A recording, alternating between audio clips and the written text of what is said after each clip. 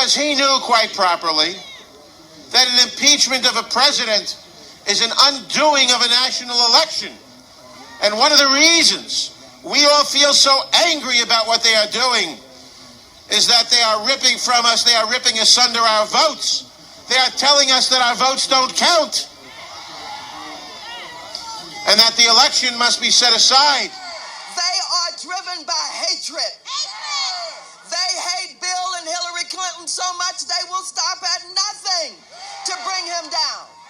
Oh, but they got another thought coming.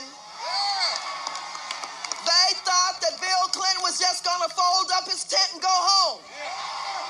Oh, but Hillary said, oh no. Oh no. Oh no. Let me tell you what Hillary said. Hillary said, Bill, you go out there and do the people's business. She said, Bill, I don't care what they say. You go out there, the polls show everywhere. The people like the work that you're doing.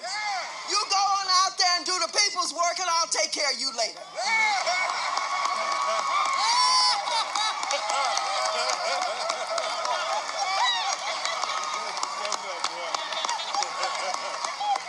Oh, but Bill Clinton. Thank you. Today, the Republican majority is not judging the president with fairness, but impeaching him with a vengeance. In the investigation of the president, fundamental principles which Americans hold dear, privacy, fairness, checks and balances, have been seriously violated. And why? Because we are here today because the Republicans in the House are paralyzed with hatred of President Clinton, and until the Republicans free themselves of this hatred, our country will suffer. I rise to oppose these unfair motions which call for the removal of the President of the United States from office, and in doing so wish to point out some differences between the investigation of the President and the investigation of Newt Gingrich. The first principle in our investigation of Newt Gingrich was that at the moment we found exculpatory information, it would be reported immediately to the accused and be made public.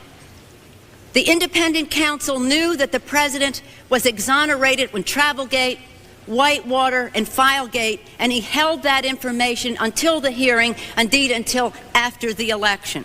This was not fair. Indeed, it is the responsibility of any prosecutor to immediately release information that is exculpatory. This is their president we are talking about.